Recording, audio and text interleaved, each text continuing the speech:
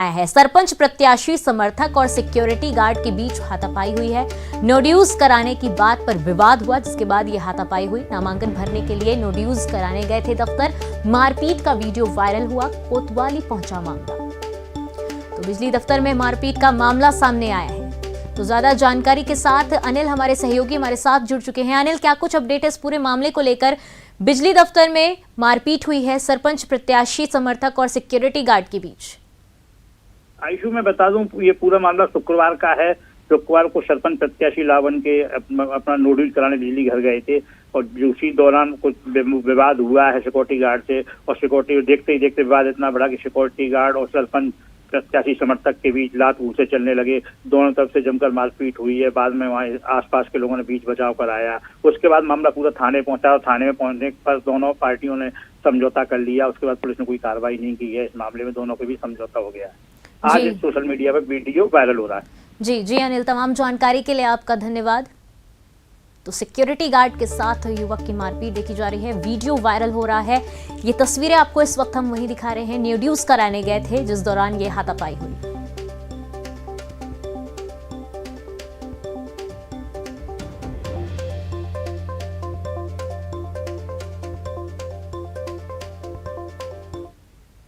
अब बात करते हैं निकाय की लड़ाई की।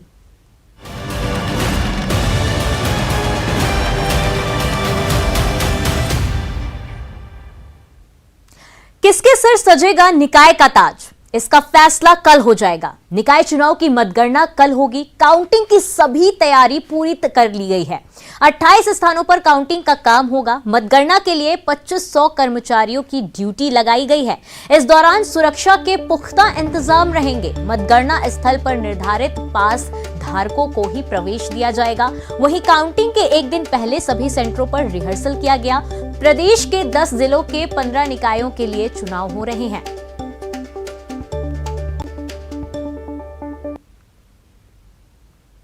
निकायों में आम निर्वाचन हुए हैं और 13 निकाय के 15 वार्डों में उपनिर्वाचन हुए हैं। ये सभी 28 जगह कल मतगणना प्रातः 9 बजे से प्रारंभ होगी। इसकी पूरी तैयारियां कर ली गई हैं। प्रातः 9 बजे से काउंटिंग के निर्देश हैं। उसके पहले स्ट्रांग रूम खोले जाएंगे। उसकी प्रक्रिया है, सभी की उपस्थिति में खोले जाएंगे।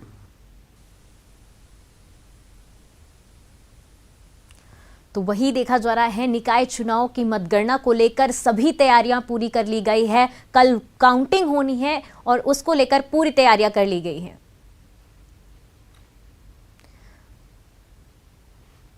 तो ज्यादा जानकारी के साथ हमारे सहयोगी युगल हमारे साथ जुड़ चुके हैं। तो युगल, आपसे जानना चाहेंगे कि कल निकाय चुनाव के मतगणना का दिन है, कल काउंटिंग होगी वोटों की और देखा जा रहा है कि सभी तैयारियां कर ली गई है, ऐसी बात सामने आ रही है। किस तरीके के इंतजाम किए गए हैं? जी आयुषी, देखिए 10 जिलों के 15 निकायों में मतदान हुआ, शांतिपूर्ण तरीके से संपन्न हुआ और उसकी मतगणना कल 9 बजे प्रातः शुरू हो जाएगी। तमाम जो सुरक्षा के पूरा पुख्ता इंतजाम किए गए हैं। जहां जहां 28 स्थानों पर मतगणना होगी वहां सुरक्षा के पुख्ता इंतजाम किए गए हैं। वही पास धारक जो मतगणना स्थल है वहां प्रवेश कर सकेंगे जिनके पास पास जारी किया गया है। तमाम तरह की एहतियात यहाँ पर बरता गया है और ख़ास बात यह है कि इस बार जो अभिकर्ता जो रहेंगे, एजेंट्स रहेंगे, जो प्रत्याशी के जो जिनका वैक्सीनेशन हो चुका है वही अंदर जाएंगे और उन्हीं को प्रवेश दिया जाएगा। इसके अलावा मतगणना के कार्य में 2500 से अधिक अधिकारी कर्मचारियों की ड्यूटी लगाई गई है। वही लगभग 8000 से अधिक सुरक्षा बल हैं जो मतगणना स्थल पर वहां पर लगाए गए हैं। जिन माओवाद प्रभावित क्षेत्रों में नगरीय निकाय का चुनाव हुआ है और वहां मतगणना होना है, वहां पुख्ता के जो सुरक्षा के पुख्ता इंतजाम वहां पर किए गए हैं। तमाम तरह की जो तैयारियां हैं पूरी कर ली गई है और किसी भी तरह के कोई व्यवधान ना हो, निष्पक्ष रूप से जो है पारदर्शिता के साथ मतगणना का काम हो सके, उसके लिए राज्य निर्वाचन आयोग ने दिशा निर्देश जारी भी कर दिए हैं और मतगणना के पूर्व वहां पर मतगणना केंद्रों पर अभ्यास भी कर लिया गया है। जी आयुषी जी, अगर रिहर्सल की बात की जाए युगल, तो रिहर्सल भी किया गया है। इस दौरान किस तरीके की तस्वीरें सामने आई? जी देखिए, पहले सबसे बड़ी बात यह होती है कि जो मतपेटियां हैं वो सुरक्षित स्थानों पर ले जाए। कौन सा टेबल में कौन सा मतपेटी है, उसे कहां पे रखना है, कौन व्यक्ति वहां तक ले जाएगा, तमाम जो प्रक्रिया है उसकी औपचारिकता है वो एक दिन पूर्व वहां पर तैयार किया जाता है।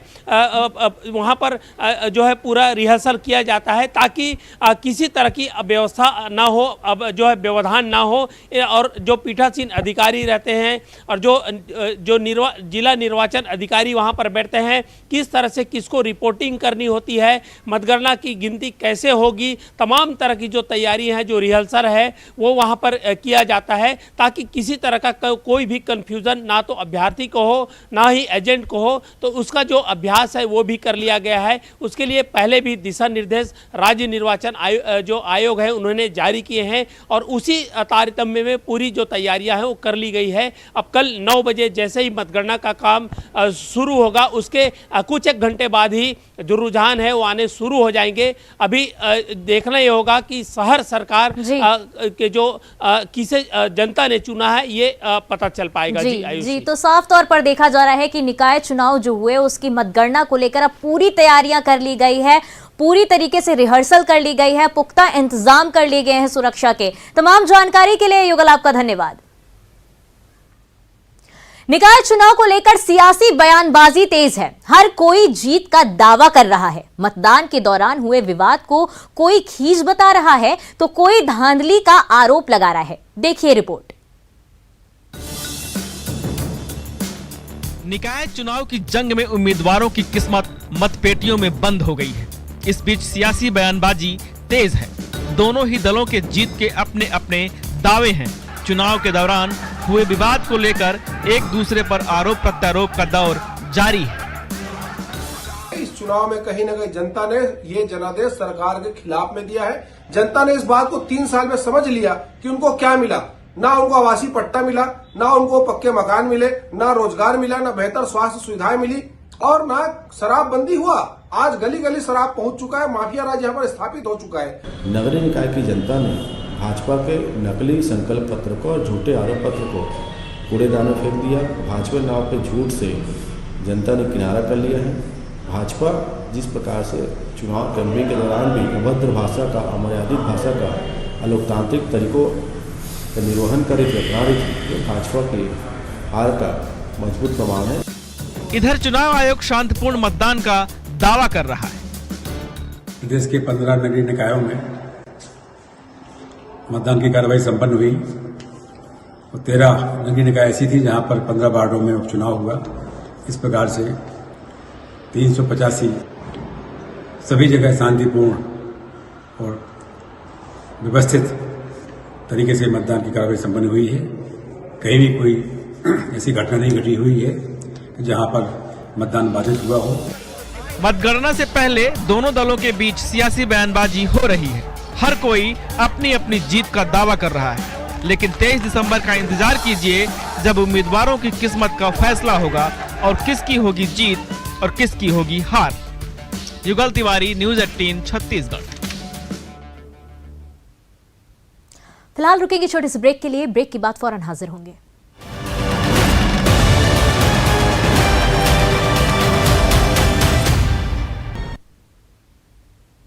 ब्रेक के बाद आप सभी का स्वागत है। त्रिस्तरीय पंचायत चुनाव की घोषणा के बाद चुनाव प्रक्रिया पर आरक्षण को लेकर जहां गहमा गहमी की स्थिति बनी हुई है, वहीं दमोह जिले में पंचायत चुनाव के दौरान एक बार फिर से मेडिकल कॉलेज का जिन जाग गया है, जो सीजेएम कोर्ट में जमानत के लिए पहुंचे भाजपा कार्यकर्ताओं के साथ दिखाई दिया।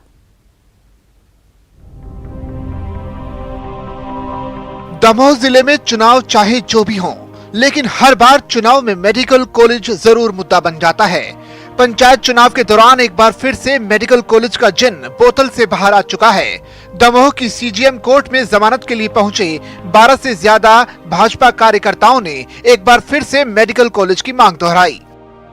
दुख की बात जो हम लोगों को आज सबसे अधिक लग रही है वो कि लगातार 2 वर्षों तक हमने मेडिकल कॉलेज के लिए संघर्ष किया और राहुल सिंह के यहाँ जब हम लोग उस समय विधायक थे, राहुल सिंह जी के निवास पर जब हम लोगों ने मेडिकल कॉलेज के लिए धरना किया तो उनके द्वारा जो एफआईआर दर्ज की गई, आज भले ही वो भारतीय जनता पार्टी परिवार में शामिल हो चुके हों परंतु उनके द्वारा जो पूर्व में बयान दिए गए थे कि केवल मेडिकल कॉलेज लाने के लिए वो भारतीय जनता पार्टी में अपना पाला बदल कर आए हैं। और मैं आज देख पा रहा हूँ जो हम लोगों को इस चीज़ का बहुत बड़ा दुख हो रहा है, कितना समय होने के पश्चात भी कहीं ना कहीं जो वर्तमान में जनप्रतिनिधि हैं उनकी असहयोग के कारण या उनकी जो इतनी मेहनत उनको करनी चाहिए मेडिकल कॉलेज के लिए, उनके द्वारा मेहनत नहीं की गई है।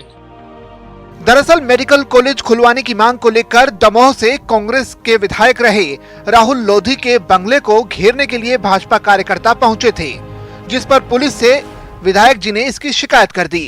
इसके तहत 12 से ज्यादा भाजपा कार्यकर्ताओं के खिलाफ एफआईआर दर्ज हुई थी। बाद में राहुल लोधी कांग्रेस से भाजपा में आ गए।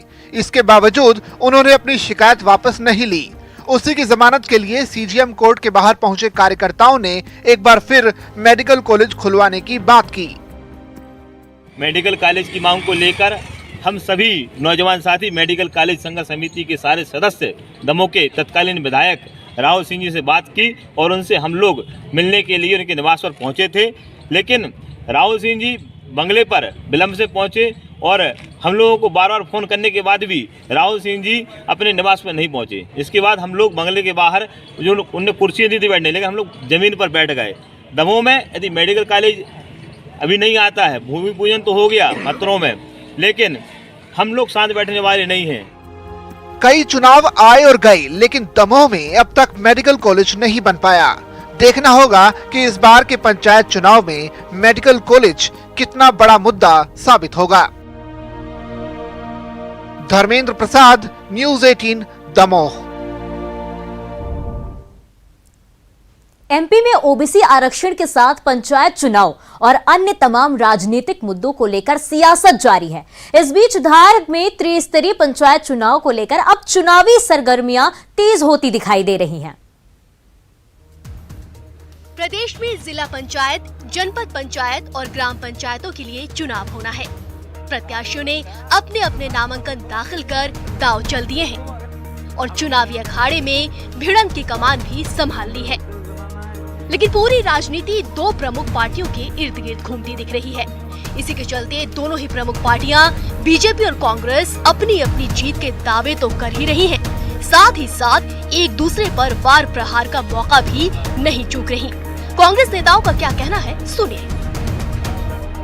माननीय स्वर्गीय राजीव गांधी जी ने जब से पंचायती राज कानून लागू किया था, तब से पंचायतों की शक्ति में बेहद इजाफा हुआ और पंचायतों को काम करने का बहुत ज़्यादा अवसर मिला है। मनरेगा के माध्यम से पंचायतों में बहुत काम हुआ। वहीं बीजेपी ने विपक्षी पार्टी कांग्रेस को आड़े हाथों लेते हुए अपनी जीत का दावा कर दिया है। पार्टी का कहना है कि प्रदेश सरकार की योजनाओं का लोगों को भरपूर लाभ मिल रहा है और इसी के चलते चुनाव परिणाम बीजेपी के पक्ष में आएंगे। प्रधानमंत्री आवास कहो, ऐसे सब विषय जो आज जमीन पर हमारे हर हितग्राही उसका लाभ ले रहा है और वही मुद्दा हमारा रहेगा, उसको लेकर आम जनों के बीच में हम जाएंगे। अच्छा, दूसरा ये था कि चुनाव परिणाम को लेकर क्या उम्मीद रहेगी आपको? चुनाव परिणाम पॉजिटिव आएगा और भारतीय जनता पार्टी की पूर्व में भी जिला पंचायत रही है और अभी भी हमारे समस्त उम्मीदवार, हमारा संगठन जिस हिसाब से निर्णय लेगा उस हिसाब से हम सभी सीटों पर जीतेंगे। बहरहाल सभी अपनी अपनी उपलब्धियों का दम भर रहे हैं, लेकिन ये नतीजे ही बताएंगे कि चुनावी ऊंट किस करवट बैठेगा। नवीन महर, न्यूज़ 18 धार। तो फिलहाल इस बुलेटिन में इतना ही, दीजिए इजाजत।